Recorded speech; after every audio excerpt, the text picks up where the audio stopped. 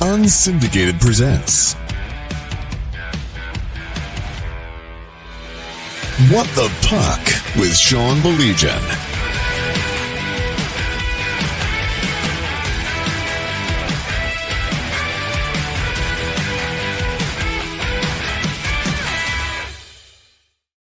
Like the beginning of the show because you and I are both looking at our phones as we put this stuff out.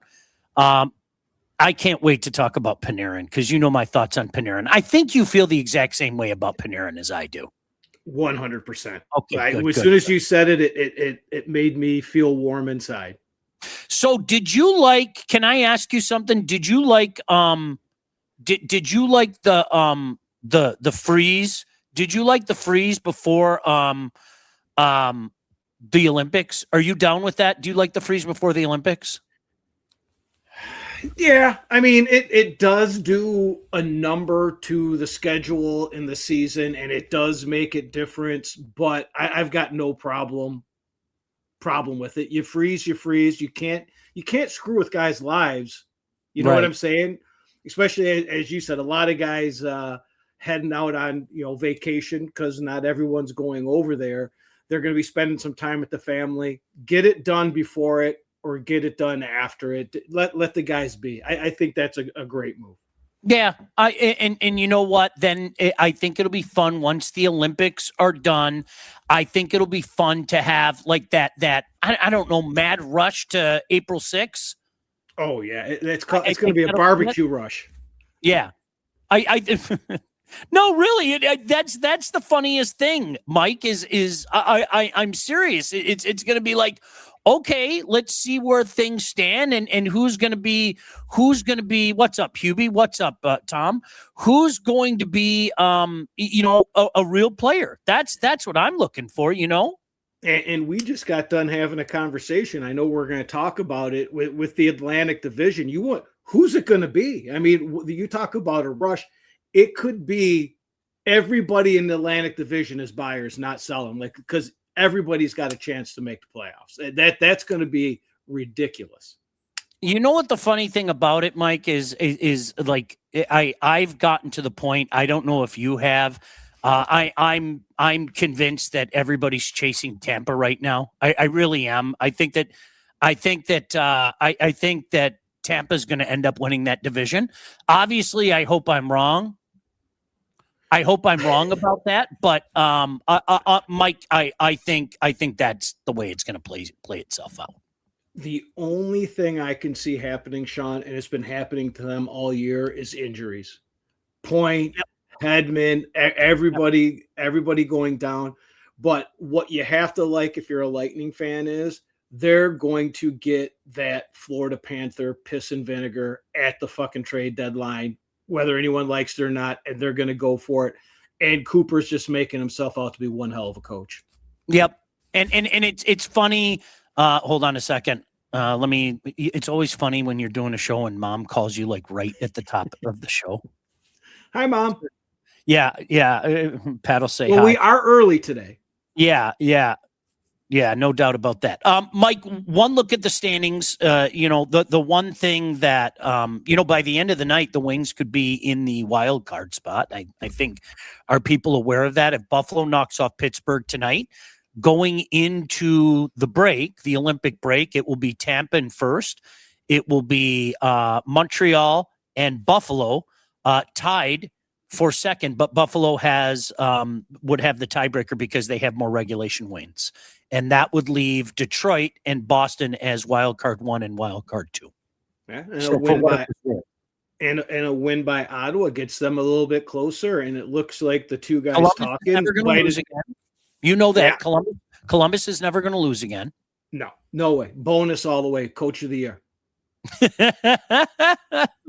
That's, you know what, I've heard a lot of people say Lindy Ruff, and I can't argue with that. I would still throw Patrick Waugh's name out there. I really would. What he's doing for the Islanders, even though I think it's only a matter of time before Columbus chase them down and pass them. I really truly do. Remember Columbus almost did it last year, Mike. Remember they got scorching hot at the end, and much to my chagrin, as they were chasing a certain team that wears the blue, blanc, et rouge. But it was a scenario where they nearly got in last year too. With some late season heroics. And that was probably the undoing of the coach, right? The coach gets them there last year, but unfortunately now everybody knows what you can do and where you probably should be and where you should be headed. And when they weren't, they made that change. So Columbus is really just catching up to themselves. Tom said Wings can't beat Utah or Arizona ever. I remember that. Here come Maple Leaf. Buffalo looking good. Happy for them. Mike, we picked up on that about a month ago. And I'm going to say this, and we both know a Sabre fan. Did you know that? We both know a Sabre fan. I didn't even know if you know that he's a Sabre fan. Our buddy from up north, Jimmy Young, is a huge Sabre fan. And I called him, Mike, they're fun to watch. I'm not BSing. They're fun to watch, and I think that's pretty cool. And I can't help but think back to memories of the Adams division. You know me, I love the Adams division and the old odd, and of course seeing the Montreal Colorado game last week just did my heart so good. Mike, to have both the dark jerseys on the ice at the same time, that was one of the most beautiful things I've ever seen. I mean, because, if the Habs wore the red, that means the Nords wore the white. And when the Nords wore the white, that means the Habs wore the red. To have them both wearing their dark jerseys last Saturday night was unflippin' believable. Yeah, it was a thing of beauty. And if we can get back to those Adam Divisions battles, I mean, let's do it. And Tage Thompson is him. That guy has taken the next step to superstar status. I love watching that guy. Yeah. So I got it. So I forgot to do the Twitter thing. You were good. I'm just going to say, and the Panarin thing. Woof. Can you, so let's start from a Red Wings standpoint first. Okay. After this good in-season tournament, the Wings better be firing on all 8 cylinders or it could go down in flames. The chase is on. And once again, like last year, one thing that we talked about down the stretch, Mike, was the difficult slate. And they had the hardest schedule last year. For people out there that don't remember, after the 4 Nations and Mike, it caught up to them. And right now they have the 4th hardest schedule. For what it's worth, Pittsburgh, Boston, Calgary, Detroit, Columbus Blue Jackets. Those are your most difficult things. Most difficult schedules. And the good news would be, if you want to take a look at the win against Colorado, right? You could see what they could be defensively. The offense still scares the hell out of me. I don't think the offense is going to hold up against that schedule. Defensively, you can do it. Gibson starting to show those cracks again, and that offense is going to be it. They need to get a top 3 guy. They need to get somebody, and they also need to shore up that defense, or they are going to crack against this tough schedule. And they have to hope Larkin comes back from the Olympics healthy, which he did not come back from the 4 Nations healthy. Let me try to get to some of these comments, and then I really want to get into the Panarin thing, because I'm not joking. Mike, I was mystified that so many people were clamoring for Panarin. I was mystified. Ron, hi Ron. The Wings' March collapse is inevitable. Piss poor play on the blue line. Lack of skating. We'll get into it. I promise you. We'll get into it in a second. We'll start with Panarin and the mystery place that he went to. I still can't figure it out for the life of me. More on that in a second. Our buddy Ted in Saginaw. Ted, we're going to be up in Saginaw in about a month and a half. There's an alumni game going to be played at Dow Event Center, and I'm going to be calling the game up there. So, Mike, hopefully you can make it up with us this year. Wings and Hawks, it's April 11th. Just a heads up there. Every time you say that, I think I have it. Yeah. I was going to say, every time you say it, I think I put it on my schedule so I can hop in your truck and drive with you. All right. So let's throw this out there, Mike. A lot of people were clamoring for Panarin, and I don't think that he would be a real good fit here.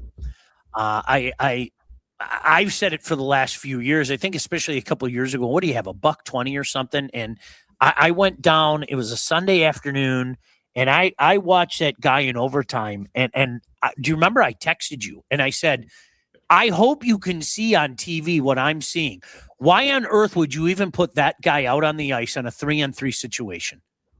Like you are begging for an odd man rush going the other way.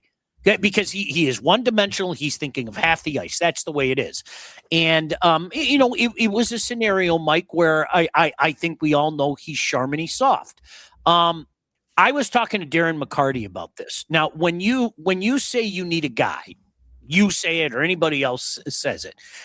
Do you know what guy I would really like to see here? And you can laugh at me. You can laugh at me all you want. I think a guy like Little Bert would be a fantastic fit here. I mean that in all sincerity. And I'll tell you why. I think, number one, this is a guy that gives them the sandpaper that they need. They're still pushed around too much, and there's a little tenacity there. And number two, I know it's a smaller sample size at this National Hockey League level, but this is a guy that has upped his game at playoff time compared to Panarin, whose game goes like that at playoff time.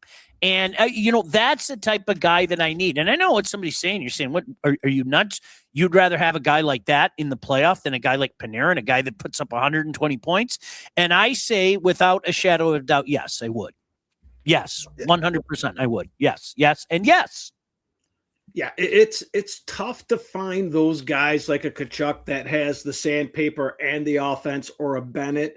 So you've got to kind of go one way or the other. And a good fit for we're talking about fits, right? A good fit for the Wings right now with what they need would be someone like Bertuzzi to bring that. We saw it while he was here, and he's only gotten better. Now, that's just kind of the guys we're looking for. Obviously, he's not going to be coming here, but that is 100% what would fit for Detroit.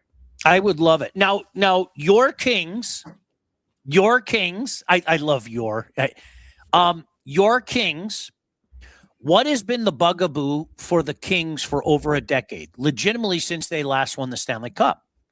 They haven't been able to get out of the first round, okay? You brought in a guy, and you can fact check me. As I said, his regular season numbers are here, and you watch his playoff numbers go like that, okay? When the ice gets tight, when the games get tight, again, you guys fact check me. Look at his numbers. Look at the drop-off from what he does in the regular season to what he does in the playoff. Mike, I was kind of mystified at Ken Holland making that move. And I'll throw this out there. I think people that watch the OHL, I know Ted in Saginaw does that, and perhaps some of our friends in Windsor do this. I like that Green Tree kid. I like Liam Greentree from the Spits. I think he's got a nice future ahead of him, right? So I don't know, Mike. I guess the same dynamic that I would say in regards to why I wouldn't want Panarin here, I think that exists in LA. I mean, you want a guy that's going to help get you over the hump. Is Panarin that guy? Well, if you look at it one way, what's going to mystify me is, well, the whole trade mystified me because it was all about he wasn't going anywhere without that extension, right? Mm-hmm. So he goes to LA, but with no extension. I'm not surprised LA does it because LA's power play, and I know you watch a shit ton of hockey, so is one of the worst things I've ever seen. Their power play is awful. He is a fit for that right now. What they need now, this second. Point. Yes. Now, they now are talking about extending him at about, I think, $12 million for 3 to 4 years. That missed like that. No, for your moment right now, go for it because you play gritty, grindy playoff hockey. You need some help on the special teams. Panarin can do that. He's your Patrick Kane, right? That's what they. But if they extend him, I might have to cut off the Kings. I might have to cut them off. That's great. Hold on. This is a good one. Hubie, I like this. Here we are talking up the Atlantic, and he said, thoughts on Florida. Watching them in the last few games, I don't think they have enough left in the tank to make a run. Let's see how it looks with a few weeks off to rest. A lot of work to get back in it. Sens must be staying out of Hull with their run. Yes, I think they're staying out of Hull. They're staying in. They're staying on their side of the province. How is that? Mike, there is something wrong with Florida. And I think we've gotten to a point in the season, all right? So when the league comes back, it's going to be late February. And I want to give as much respect to them as I can based on what they've done the last couple of years. But there comes a point in time where, number one, you got so far behind.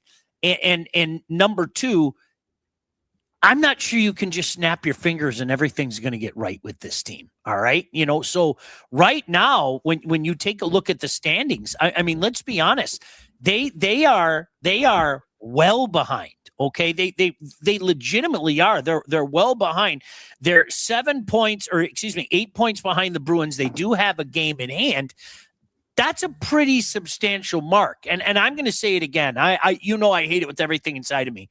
How Sweeney's doing it again with that club, I don't get it. We talked about it at the early portion of the year, and then they cooled off for a while, and then they're right back at it. I don't get it. It's smoke and mirrors right now in Boston. Yeah, you're right with Boston. With Florida, I believe they're really going to find out how much missing Barkov is. That is just, you can't take your top offense, defense kind of guy out of there.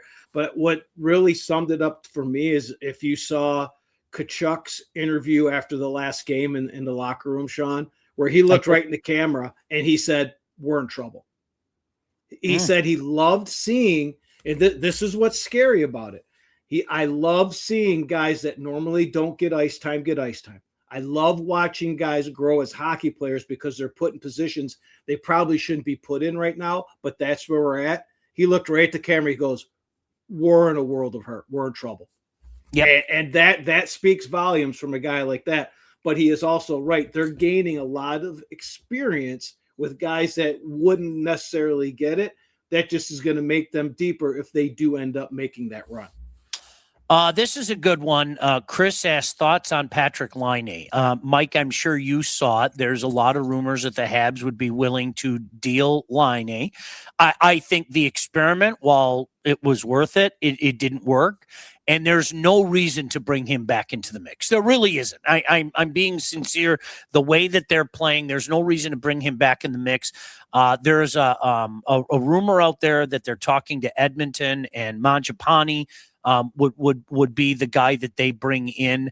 At this point in time, yeah, Mike, find a good place. I think Mangiapane's a guy that could fit in there, but find a place for him to go. I don't think this guy, it's ever going to click for him. I just don't. I don't. He at this point in his career, he is what he is. He's gonna have flashes. He's gonna make you go ooh and ah. I love that Nellie's there. He's going to make you go ooh and ah, but then he's going to disappear for 2 weeks, and then he's going to remind you that he's Patrick Laine and make you get all excited again. This is what he is, and in my opinion, let that be somebody else's problem. Yeah. The good news, Sean, is they traded Panarin. I believe they can trade Laine. He's very much like that. If they can trade Panarin and get a top end prospect, the Habs can get rid of Laine. There will be a suitor that needs someone, again, to stand there on the playoff, take his one-timers, and do his stuff and show you every so often why he is who he is. Yeah. By the way, isn't it great to see Gallagher reborn? He had 3 points. That made me so happy. It made me so happy. I love that guy. I really do. Green Tree is very similar to Seneke. That's a good comp. Double Stanley Cup hangover hurting Florida big time. I agree with you. You get to a point in time. Who was I talking to about this the other day? Gosh damn it.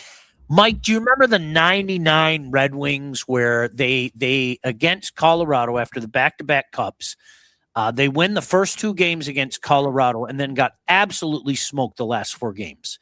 And back then, I don't think anybody would admit it, and I'm not gonna mention any names, but guys on that team point blank told me we were gassed. You have to remember, we went to the finals in 95. We went to the conference finals in 96.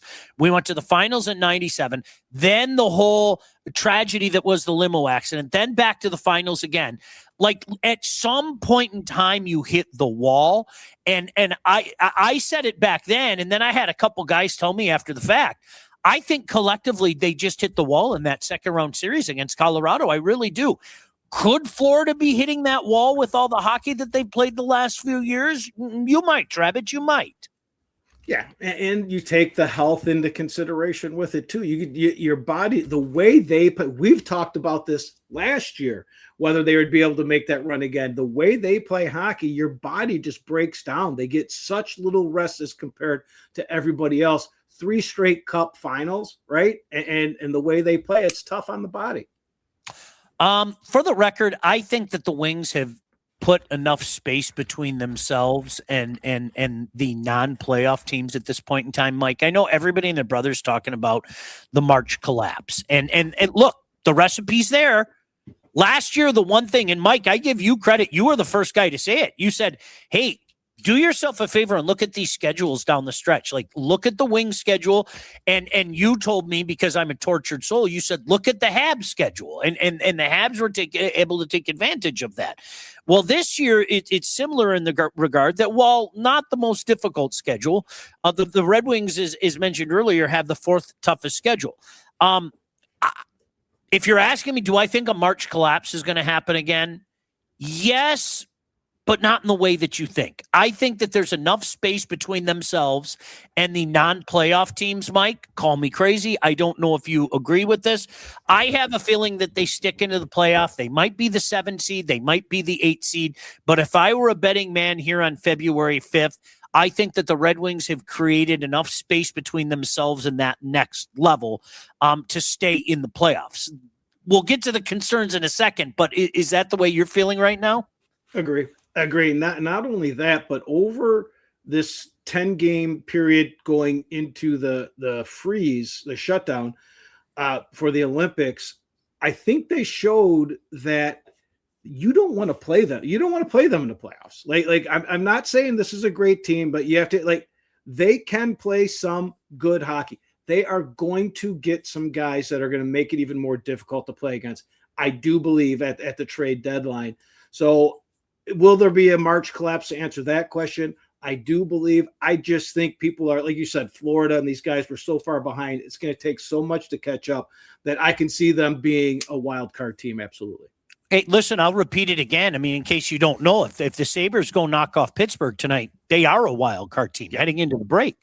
I mean, that's the reality of it. Both the Habs and the Sabres would have the bump, and that's the way that it is. The Sabres would be the 2 seed in the Atlantic. Go figure. The Habs would be the 3 seed. So that could be interesting. Mike, the John Gibson thing is amazing to me. And I am so serious when I say this. It is amazing to me. And at some point in time, I'm a firm believer in this, okay? I don't care who it is. I don't care if it's a Red Wing, a Hab, Toronto. I'm a firm believer in the whole water finds its level thing. Eventually, it's going to come back down. Here's a guy. The knock on this guy has been he wears down, he tires, he may not be a quote-unquote number 1, all right? And the Red Wings have been riding him, as they should, mind you, as a number 1. Eventually, that's going to come back to water finding its level. And a guy that, let's face it, lost that opportunity when he was in Anaheim. Yeah, and if you look at, you got to figure out where his level is, right? Do I think he's as bad as he started the season off with, where he was one of the worst goalies in the league? No. Do I believe he's the number 1 goalie in the league, which he has been over, the last 18, 19 games that he has played?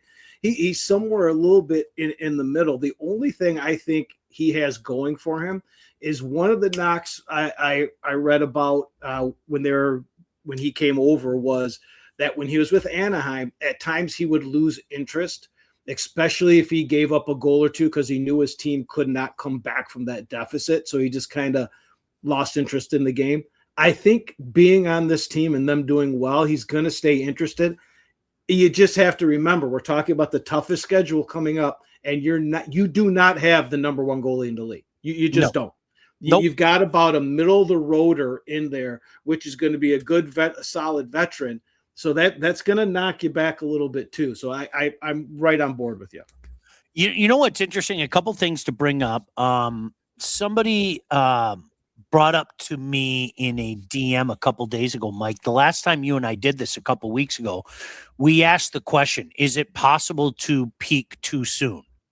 And Colorado then proceeded to lose to Ottawa, looked like absolute shit against the Habs. I mean, the Habs bombed them, bounced back against the Wings, and then were shut out by the Wings at home, okay?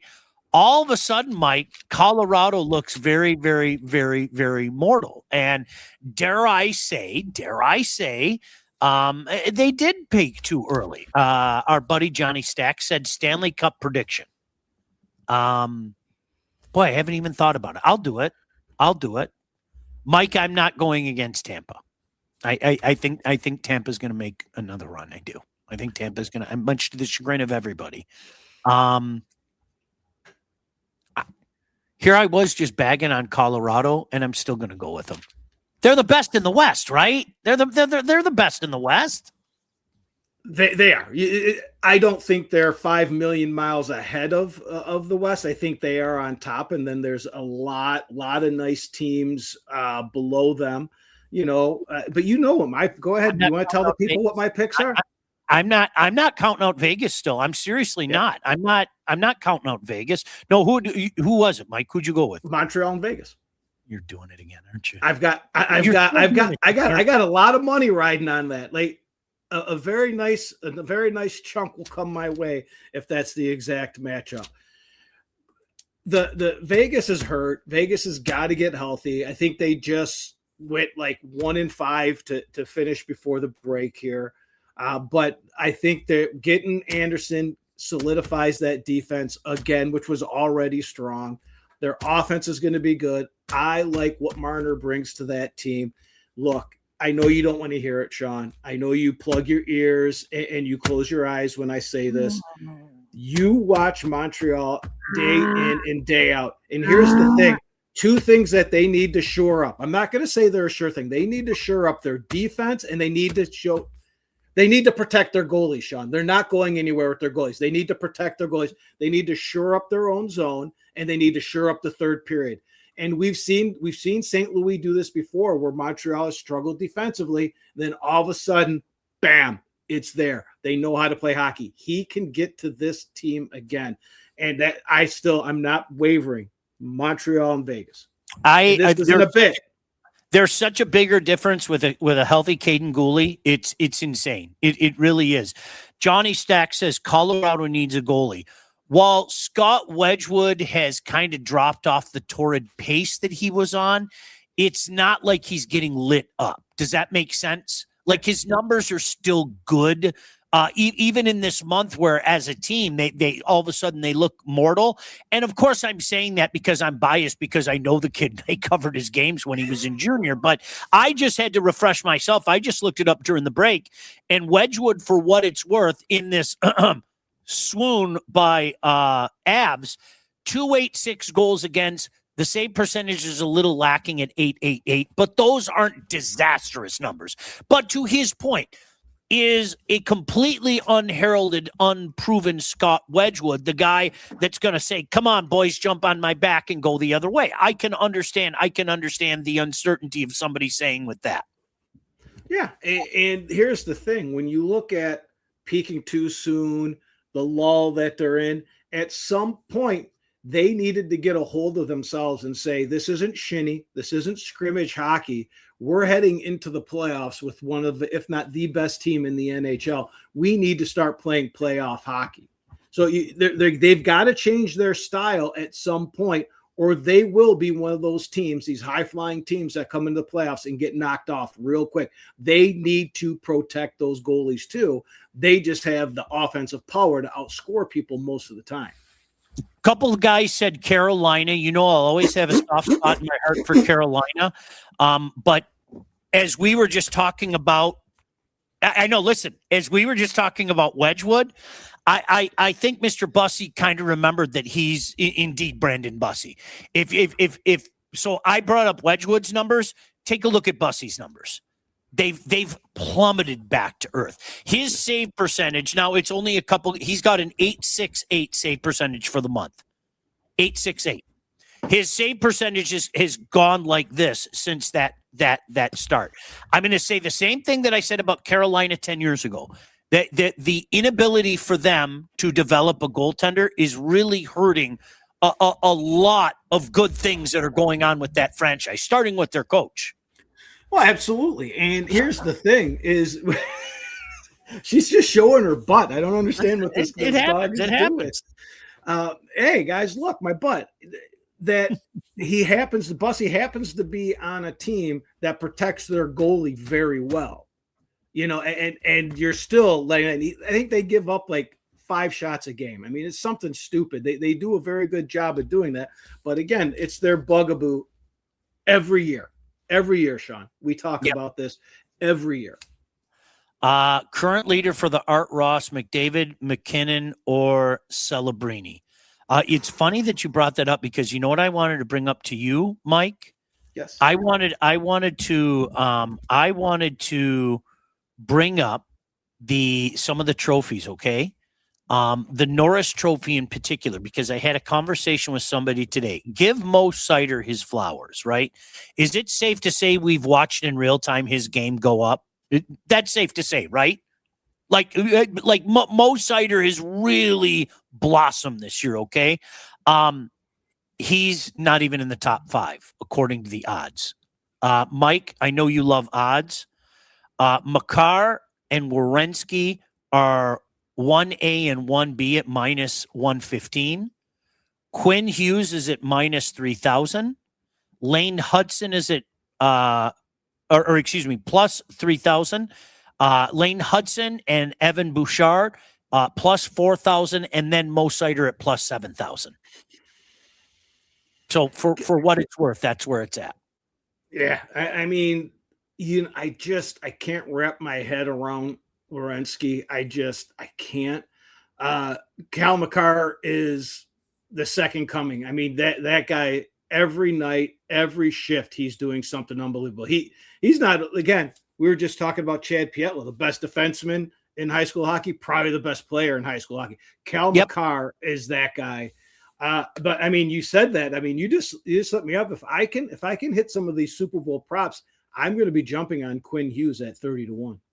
I think that most points in the league will be Connor McDavid. I think it'll be Connor McDavid. I'll go with Connor McDavid. Let me look up. There were a couple other ones I wanted to throw at you before we get out of here. Gosh darn it! Hold on just a second. Because I know you love this stuff. I used to bet. You knew me when I used to bet. I don't bet anymore. I just don't. I don't bet anymore. Well, it's because you can't meet the fat man behind tweenies. The Hart Trophy. Nathan McKinnon minus 190, Celebrini plus 230, Kucherov plus 650, McDavid at plus 800. Mike, how about that? So how do you like that? I really like that because there's two things there. Celebrini is not going to get it. He's not. I love the kid, great player. They're not giving it to him like that. McDavid's problem is he's there every year, Sean. Right. So he has to do something miraculous. Who I like right there, and I take him almost every year is Kucherov. Kucherov is due. He is due. They owe that man. He is such a beast. Craig just jumped in. There's a Livonia guy. Missed the first 30 minutes. Wings playoff chances. Objects in the rear are closer than they appear. Agreed. Like Craig, just to reiterate, Buffalo wins tonight, and all of a sudden the Wings find themselves in one of those wild card spots. Now, there's a jumbled mess with Montreal, Buffalo there and everything. With the tough schedule coming up, they've got the 4th toughest schedule. I know a lot of people are saying the March collapse is nigh. Craig, for what it's worth, just to reiterate what both Mike and I said, I think that they'll finish in the 7 or 8 spot. I feel that way, and I'm going to stick to it. Mike, I don't think there's any doubt about this. The Calder Trophy, Matthew Schaefer is minus 1,000. And then Ivan Demidov is at plus 950. Seneke is at plus 1,000. And there's a certain goalie who's well down the list at plus 30,000 that if he keeps playing the way he has the last couple of weeks, although in fairness, Montembeault was really good last night. I need to point that out. I don't know if you saw any of that game. But Dobish certainly at plus 30,000. But I think it's Schaefer versus the field there, right? Yeah. Something outrageous would have to happen for him not to get it. He's been the story since he got drafted. Goalies, Sorokin, Vasilevsky, Logan Thompson, minus 130, plus 125, plus 1,200. John Gibson coming in at number 4 at plus 3,000. Who'd have thunk it? Who'd have thunk it? That's, you know what? If you're going to take John Gibson, you might as well just go right now and donate your money to a good cause. Cole Caulfield at plus 2,000 for the Rocket Richard Trophy, by the way. I just had to throw that out there just for my own purposes, okay? Coach of the Year, the Jack Adams.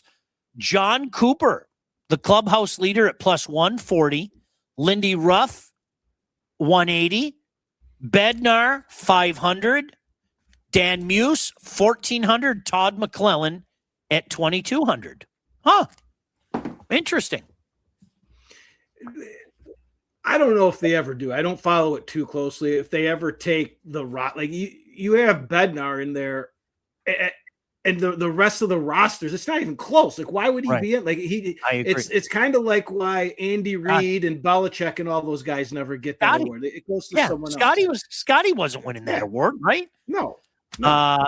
Guys, is Costa going to be 30 years old before he even gets a chance at backup? And where will Augustine fit in? I still believe, even with Costa picking up his play this year, undoubtedly, I still believe that Trey Augustine is the goaltender of the future. And I think that Costa will play the role of Ben Bishop in Tampa. Maybe he gets a year or two, and then he'll try to package that for something and saying, we're trading a guy young enough his career where, maybe he can go be your guy, and Augustine will eventually be the guy. We'll wait and see how that plays out. Yeah, it's got to be Gibson Costa next year, right? And Augustine comes in. Yeah, it's got to be. I mean, and then you can Gibson can get traded off at the trade deadline to a contender that needs it. Costa comes in, Augustine. There's got to be a transition in there somewhere. If not, Costa's going to be with somebody else. They got to get rid of the kid. Yep. All right. I know you got to go. I got to go very quickly. We're doing 2 hockey games on Saturday. Lawrence Tech, D1, D3. Looking forward to it at Old Redford Arena. Mike, God bless you. We'll talk again soon. Thank all you guys as well. We'll see you later. Peace. And now this is where I click end stream and hope that it works right so Mike can go do whatever he has to do today. What the Puck with Sean Baligian. Executive produced by Sean Baligian and Todd Losey. Theme song, incidental music, and related sound effects are from Always Pushing Forward by Elliot Middleton. Engineering, mixing, and graphic design support provided by the Unsyndicated Podcast team. Don't forget to like and subscribe on all your favorite channels. While you're there, be sure to rate and review the podcast. Got something to say to Sean? Call the Unsyndicated hotline at 248-237-3257.